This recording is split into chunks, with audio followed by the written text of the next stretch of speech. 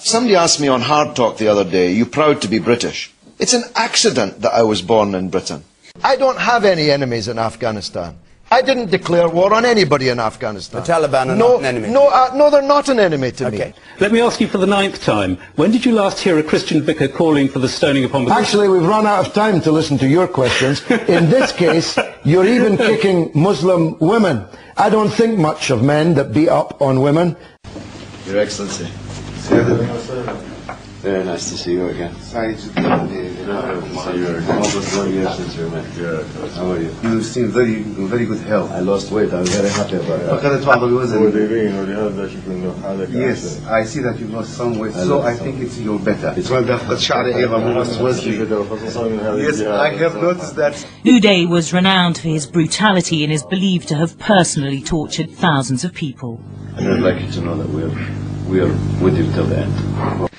Do you regret this video that surfaced in 2006 of you with Uday Hussein? Do you regret that meeting with him? No, I don't. To greet Saddam Hussein in 1994 in Iraq and to salute him for his courage and his indefatigability. You're lying again.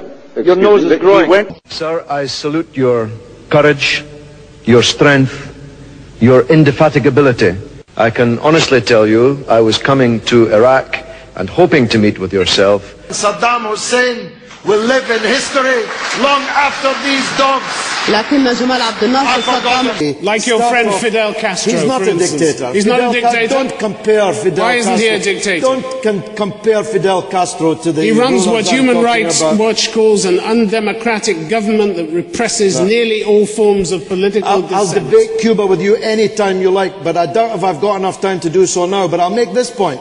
I'm flying... You think he's a Democrat, I'm flying this evening to Caracas, Venezuela. What's that got to do with this? Everything. To speak at a rally at the weekend with the great Hugo Chavez.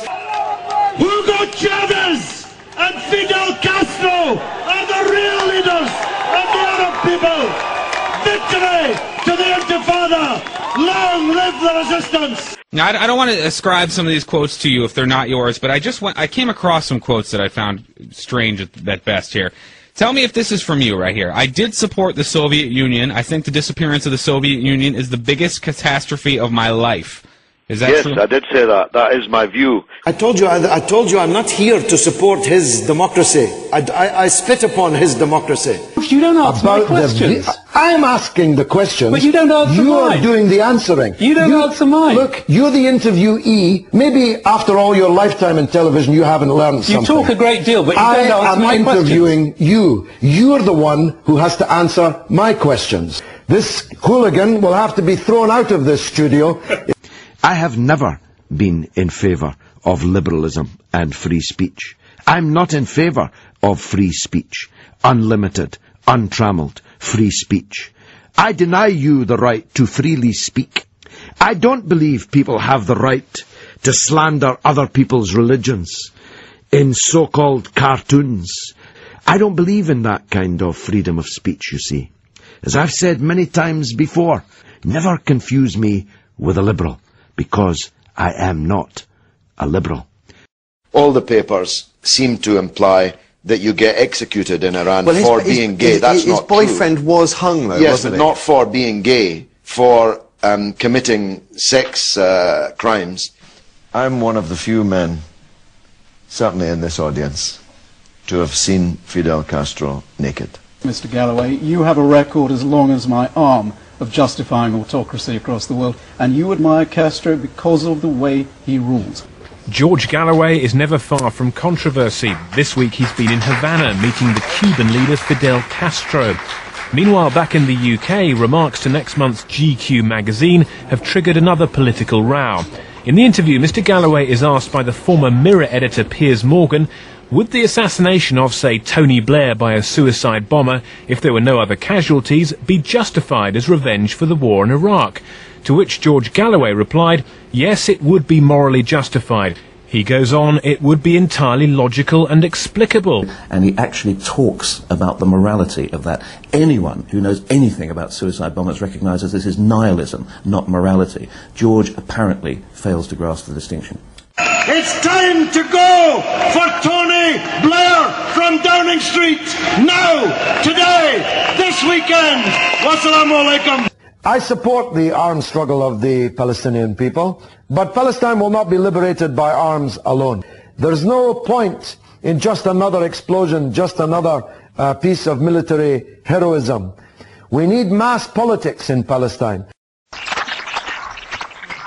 The American army is losing the will to... Were the Al-Qaeda bombings in London justified? Well, I'm almost insulted that you can ask such a question. We say to these young angry Muslims, we know you're angry. You are right to be angry.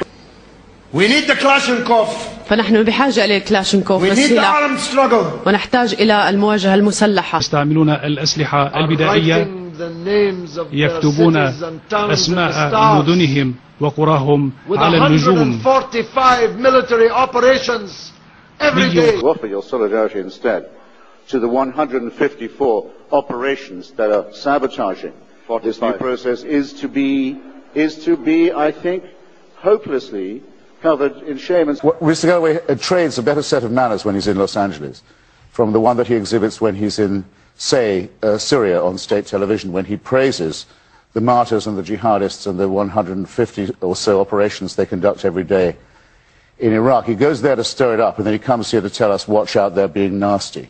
The man's search for a tyrannical fatherland never ends. The Soviet Union's let him down. Albania's gone. The Red Army's out of Afghanistan and Czechoslovakia. The hunt persists.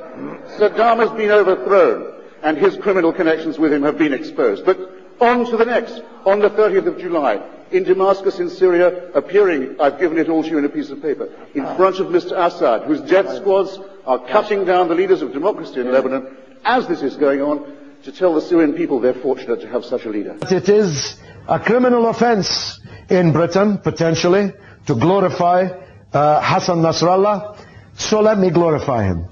I think that Hassan Nasrallah is the best leader in the Muslim world. الموت لإسرائيل. He says what he means and he means what he says.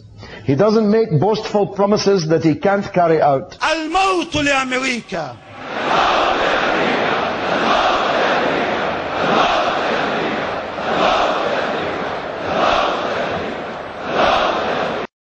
Hassan Nasrallah is a very great man indeed.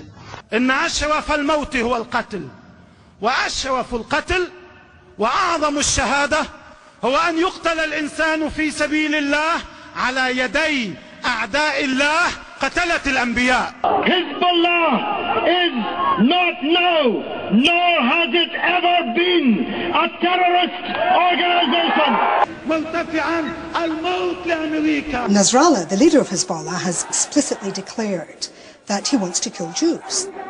Now, people who say this is what we support, this is what we're in favour of, I think are lending themselves to a kind of racist discrimination that they really ought to be ashamed of. Alhamdulillah, may God protect Syed Nasrallah, the leader of the Lebanese resistance. It was very sad to see Hezbollah using its guns against fellow Lebanese.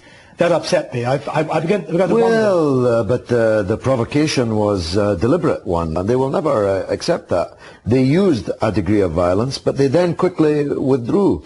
Claiming to be big supporters of Hezbollah, the armed wing of Iran, this theocratic state developing a nuclear bomb to kill us with. Project launched by Ayatollah Khomeini and the Islamic Republic of Iran. And I am standing with them.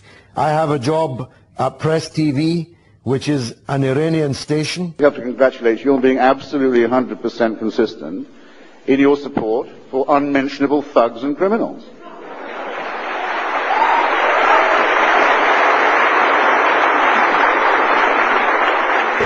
Thawra Hatul Nasser! Thawra Hatul Nasser!